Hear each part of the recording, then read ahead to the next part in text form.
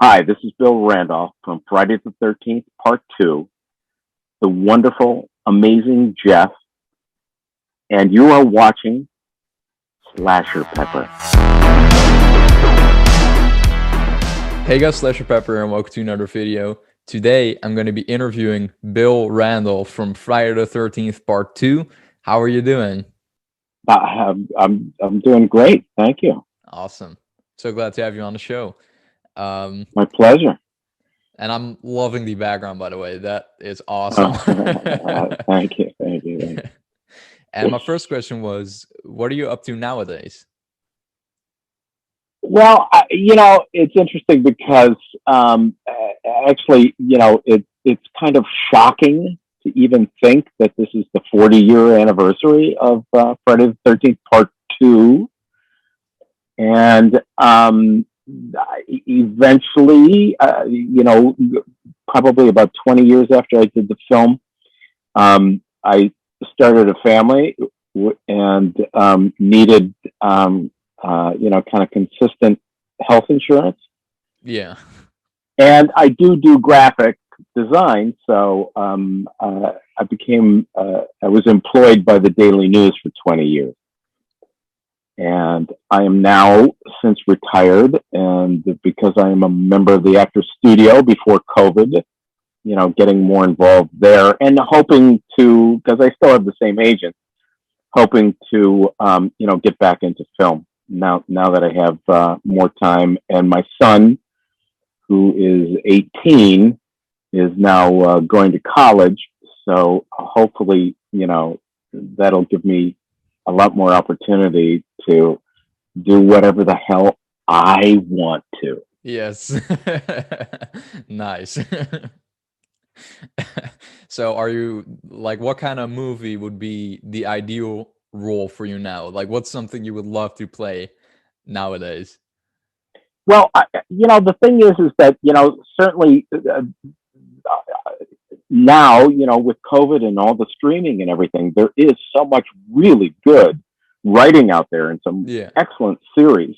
At this point, it seems a little presumptuous that I would be cast in a series after, not working for 20 years. But, I know that, different people in terms of have said, and of course, unfortunately, it was kind of pre-COVID, where they said that, I'm thinking of doing a project. Are you interested? Of course, I said yes. But because of COVID and all that stuff went on hold, I don't have anything at this point that is realistically pending. But, I essentially through Facebook or Messenger or whatever, I'll start putting out that, hey, got a project? Give me a call. And Awesome. we'll see what happens. And, to be honest, the only thing I really care about in terms of accepting a project is if there's some humanity there somewhere, something that I can see or read in the script that, where the heart is. And if it's a kind heart, then, I don't care if nobody's alive when the film is finished, as long as everything is done humanely. Yeah. Which, Nice. is a real juxtaposition. Awesome. Sounds awesome. And then to go back to earlier in your career, what was it like filming Friday the 13th Part 2? And how long were you on set? As far as my recollection, I think I was there for 6 weeks. That may be stretching it a little bit, but we had a great time. The thing that was terrific was that, Stu Charno, who was, one of the trio there, it was Marta Kober, Jeff, Stu Charno, and myself, that were the cohorts kind of a trio within the film. Stu and I became friends almost immediately, and certainly Marta too. I was actually able to meet Marta before we went up on set, and she was absolutely lovely, and Stu and I had a lot of fun, and also kind of before and after filming Friday the 13th, I was out in California doing other projects, and Stu lives in, I think he lives on in Venice Beach. So, anytime I'm anywhere near the other coast, I always go see him. And it's a little disappointing that now that, that he has not participated in some of the recent conventions, because certainly that's also a tremendous way that I keep in touch with our entire lovely cast. So, yeah, that's awesome. And this year, actually, I'm doing, let's see if I can get the name. I'm doing something in Atlanta at the end of August. I think it may be Days of the Dead in Atlanta. Nice. Days of the Dead, August 27th through the 29th. So I'm doing that, and actually, there's a good contingency of Friday the 13th Part 2 people there. I went online. I went to the website, and Marta's coming, and so is Lisa Marie, and Fury is going to be there. I'm going to be there. I don't know who else. I tell you, because of COVID, it certainly has curtailed, and maybe it's just me. Nobody invites me, but those are the only two conventions that I'm involved with so far this year. But hopefully, once things start to open up more, there was also a Collector Mania in just outside of London that was supposed to happen at the end of August, also, that I was going to. But apparently, because, all of the variants, they decided to postpone, I think, until next year. So that certainly is unfortunate when something looks like it's a go, and then reality, kind of shows its ugly head. Never in a million years would I have imagined that people would still be interested for so long. But the conventions are fantastic. I mean, not only do I get to see the cast again, because we did have a wonderful time while we were filming up there. It was a lot of fun. But also, just meeting fans face to face. That's fantastic. It's terrific. It's something I never imagined would be possible at this point. But It's great. I love it. Did you have any idea? Like, when did you do your first convention? I probably didn't do my first convention until, God, a good, oh, geez. Probably, because I think I've only been doing conventions now about less than 10 years. Yeah. So it probably wasn't until somewhere around the 30-year mark that I started. And I started, kind of in a very small convention. I think it was a Comic-Con convention, but they hadn't been as large, to begin with. And it was just in, a convention room in a hotel across the street from Madison Square Garden. Nice. And now, of course, they're, at the Javits Center. So the interest has skyrocketed. For sure. So in between those 30 years, did you even realize how many Friday the 13th fans there were? Not really. I mean, certainly it was very interesting to see the fact that the franchise, continued and continued and continued. So obviously, if people aren't out there buying tickets, there's no interest. So, I knew that there had to be interest out there if they were continuing to make part 2, part 3, part 4, part 5, part 6, part 17, part 82.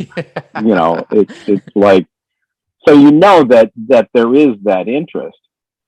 But until I started going to conventions, did I realize that, that yes, people were much more interested in actually coming out and meeting the cast and seeing people as their human counterparts. Yeah. Awesome. And then what are some of your own favorite horror movies?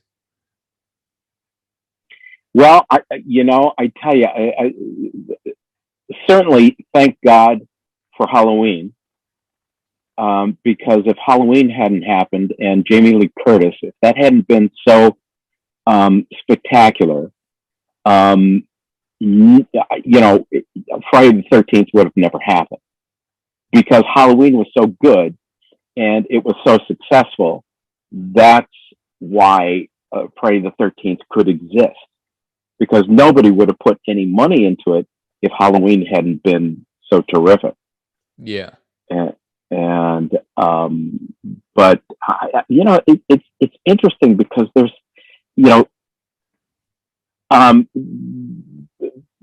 the film that just came out with that Jason Sudeikis, I think it's Jason Sudeikis that did, and it's a part 2.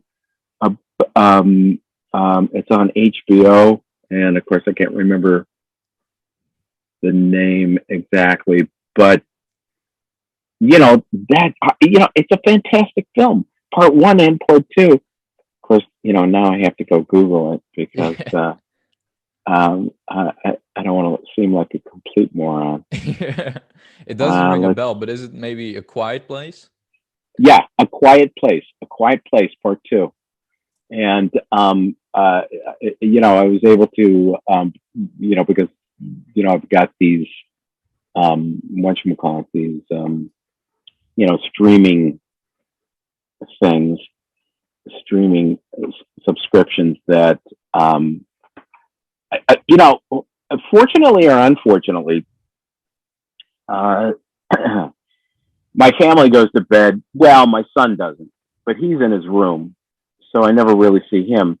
But certainly not at night. But because I'm sitting there, in the living room, because I can get along with about 5 hours sleep every night. And so I love the fact that I can just sit there and stream movies until I collapse. So that's kind of what I've been doing, is Nice. just streaming movies, and the selection, fortunately, has been tremendous. Awesome. Nice.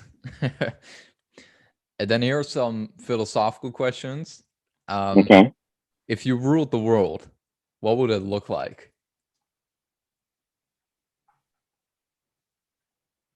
Well, number one, the tides would not be rising. The heat index wouldn't be, boiling people 130 degrees in Death Valley yesterday. Yeah. That's the highest temperature ever recorded since they started recording temperatures. Yeah, it keeps getting higher like every year too. I would fix somehow, gotta reverse this before it becomes impossible. And also, kind of all this stuff with Branson and all these guys that are racing into space. Whether that's something that's going to become a reality probably within our lifetime. That and eventually, as with everything, it will become more affordable. But we will be able to at least, go into suborbit. And of course, that then of course begs the question, will there be a colony on the moon? Will there be a colony on Mars? You got to figure that eventually it's going to get to that. And, in a perfect world, it would be great if that was affordable to anybody who wanted to do it. So in a perfect world, if I could do that, I would make it available to anybody who wanted to take the trip. And, certainly, who knows, maybe 100 years from now, it'll be so normal that it won't be such a big deal, which in some ways will be too bad, but still, in the same way that in my lifetime, because I'm as old as the hills, that, that just air travel has become so commonplace. And so it goes up and down, but in many ways affordable. Yeah. So it would kind of, get to the point where space travel will be the same thing. You'll just, you'll board like any other airplane and just trip the light fantastic. I can't imagine a world without, air traveling where it's kind of I know to everybody. Exactly. And then space travel will be the same thing. Yeah. So, that's pretty cool. Awesome. And not only that, but I would also like to be able to, if I, ruled the world, to make hunger disappear. Oh yeah, most definitely. And also fresh water, hunger and fresh water. If you can solve those problems for the world, it would be a much better place. I agree, for sure. And if you could change one characteristic about yourself, what would you change? My weight. It's like I've been battling my weight forever, but certainly 40 years ago when I did this film, it was a much easier battle. Right. And, I wish I had the discipline to really do something about it. Maybe that's something else you could change with the world. What, that everything all the food be healthy and nobody become obese? Exactly. Obesity is gone. Or healthy food would be just as delicious as junk food, Yeah. I tell you, it's too bad because the thing I really love, not only popcorn, because we make popcorn when I'm streaming all the time, but also Cheetos. I love Cheetos. I could eat bags and bags of Cheetos, and it's like I could just feel it going from my mouth to my stomach. It just sits right there. It just gathers immediately.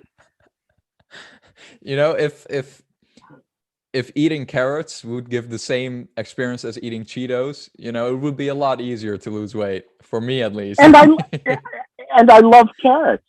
But if I'm going into the kitchen while I'm streaming, a quiet place, I'm reaching for the Cheetos. I'm not reaching for the carrots. Yep. Although, sometimes, kind of in between after I've had 7 bags of Cheetos, I go for a bag of carrots just because, I got to clear the palate somehow. Yes. Awesome. And final question. If your life was a movie, how would you want it to end? Oh, I would love it if it ended in a blaze of glory.